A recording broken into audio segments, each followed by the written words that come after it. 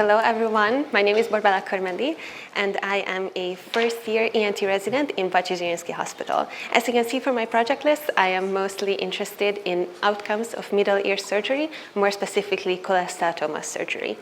My first project is a meta-analysis. We were investigating the validity of the Bajcsy staging system for congenital cholesteatomas. Cholesteatoma is a very dangerous disease. Basically, a small amount of squamous epithelium somehow gets into the tympanic cavity and it starts expanding slowly over a long or shorter period of time. In congenital cholesteatoma, this squamous epithelium is left over in the tympanic cavity during embryonic development. It can be asymptomatic in many cases. This is why the mean age at diagnosis is 5 years, but although it's asymptomatic, over a long period of time, it can lead to very dangerous consequences, such as cranial nerve palsies or large neck abscesses or even meningitis. The Bajcsy staging system is the most widely used staging system to stratify this disease and gauge prognosis, but there is no clear clinical consensus that this is actually the best staging system to use in this disease. Since it is a very rare condition, we feel that it is very important to have a reliable staging system to correctly gauge prognosis and be able to plan surgeries and compare the result of these surgeries on a multi-institutional and international level. So our aim with this project is to assess the clinical usefulness of the Bajcsy staging system for predicting cholesteatoma outcomes. Our population is patients of all ages and sexes with congenital cholesteatoma, and we're comparing the stages to each other. The outcome is residual disease, and our secondary outcomes were hearing outcomes, location of cholesteatoma, and mean age at staging.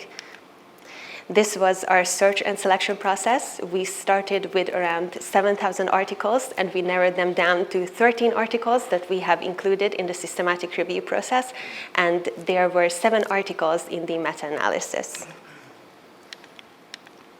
Here you can see our forest plot. So basically, our question is whether a stage 4 patient is indeed more likely to experience recidivism after 1 year than a stage 1 patient. What you can see is that unfortunately we didn't have a lot of patients since, again, congenital cholesteatoma is a very rare disease, and we had very few, we had a lot of 0 events when it came to residual disease, and when it comes to the proportion, the confidence intervals of the proportions for patients with residual disease, the confidence intervals were quite wide and unfortunately they were overlapping. So statistically what we can say is that we could not find a statistically significant difference between the stages when it came to frequency of residual disease. So clinically what we can say is that we are not 100% sure that this is indeed the best staging system to use at the moment. These were the results of our risk of bias analysis. Unfortunately, almost all articles were a high risk of bias because in many of the articles, they failed to identify a standardized method to measure recidivism or hearing outcomes, which was also a big problem. They didn't really have any documentation or why patients were lost to follow up. The reason we decided to move on with this project and actually publish it with the intent, and actually send it into a journal with the intent of publishing, is because we felt that this is a very relevant problem in ENT practice. We actually need a strong staging system for stratifying cholesteatoma outcomes, and also it is basically a wake-up call for our colleagues that we need to have better practices for reporting. The implication of this research is that more cases with carefully documented, long-spanning individual follow-up data is needed, and the implications for practice is that second-look operations should not be omitted in early stages to rule out recidivism, and the Bajcsy staging system can be used to gauge other outcomes because for our secondary outcomes, we have found that it actually shows us prognosis well. So the conclusion is that unfortunately right now, based on the data published in the available literature, we cannot properly assess the prognostic value of this staging system. Right now, we are done with the manuscript. We have submitted it to a Q1D1 journal, the Laryngoscope, and it has been under review for the past almost 2 months. My second project is very, very similar to my first one. Here, we are not really interested in congenital cholesteatoma. This is a different type of a cholesteatoma. It is an acquired cholesteatoma that originates from the tympanic membrane. And there is another staging system used for this. It is the European-Japanese staging system.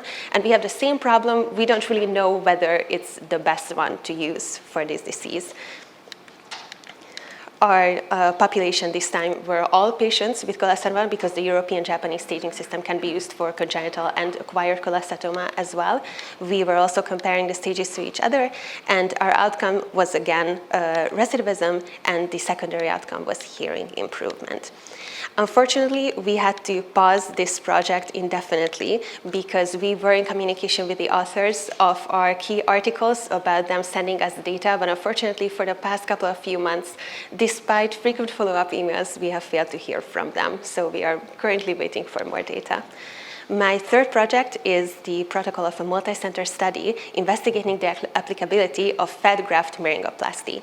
This process is used to cover up small to medium-sized perforations in the tympanic membrane. We are using, it is right now blocked, but we are using a small amount of fat, a small fat plug to cover up these perforations.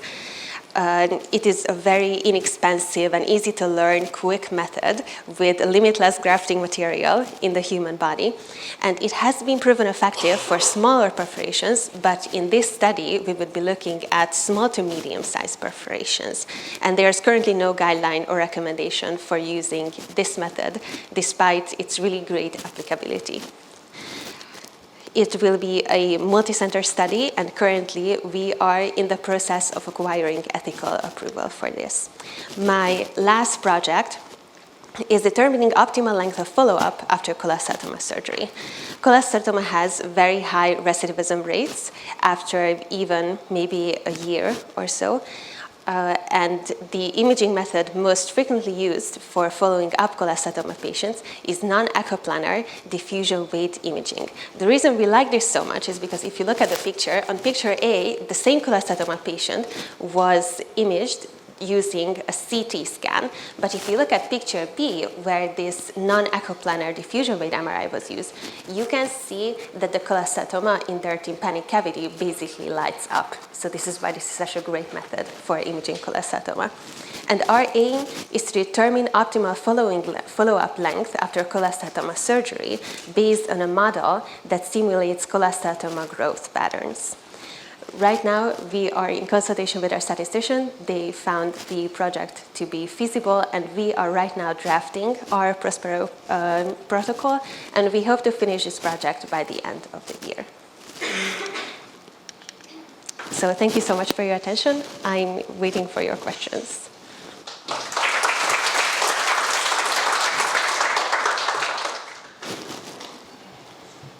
That was good. Very good. So what's your English? And the topic as well. Honestly, regarding your topic, I don't have any questions, no comments, nothing. But I do have some provoking questions. Are you a popular person at your department? I like to think so. Okay, it was a serious question actually. So I'm supported. Did you get enough support from the hospital department? Yes. So you get. Okay, so you think that you're in the right place with this topic, with this English? 100%. My supervisor is here literally on the I guess you know why I'm asking you. And I guess it was very good. I'm just wondering whether you can find your future at that kind of city hospital with your how shall I phrase it, with your knowledge of science and with your knowledge of English. I'm just wondering, I just want to know, because it was so good. Congratulations on your work. I just have one question regarding the first project. As if I understood correctly, you said that there was a lack of data, like very small population. Are you gonna help somehow to get more information from your center, for example, regarding this congenital cholesteatoma? Thank you. Yeah, I don't think I had the time to articulate this enough, but congenital cholesteatoma is an extremely rare disease. In our hospital, we see maybe one case or a few cases of congenital cholesteatoma a year. If you look at the list of our marquee articles, we have many articles from Japan and South Korea because for some reason in Asian populations, congenital cholesteatoma is much more frequent. So I'm not really sure that in a short term we are going to be able to contribute to the existing science, but obviously we hope to. It would be super great. Would that make sense to build a registry on cholesteatoma? We actually have a cholesteatoma registry. It's a registry for cholesteatoma outcomes in our hospitals, but I definitely feel like it would be really helpful to have a registry on cholesteatoma because it is, especially congenital cholesteatoma, a very rare disease, so it would be great for us to be able to summarize our knowledge. But you haven't considered that yet? Not yet. I have quite a few other projects on it at the moment. How many patients do you have in that registry? Not the congenital one, but your hospital registry of cholesteatoma. Do you remember that? I believe, well, the registry has many parts. In the part where we are following them up after cholesteatoma surgery, I believe we have around 100. It was started in 2017, and there was another one that was, the other registry is for hearing ossicle surgeries, for doing hearing ossicle implants, and it has been started, I think, maybe 10 years ago or quite a few years ago, and it has around 800 patients. Oh, I see. So that's quite a lot, actually. Yes, but also we need to be mindful that these patients definitely have to be followed up quite closely too. So it will be a large body of work. Okay, so we're thinking about like using that database as well. Yeah, definitely. For the research. Congratulations. Thank you so much.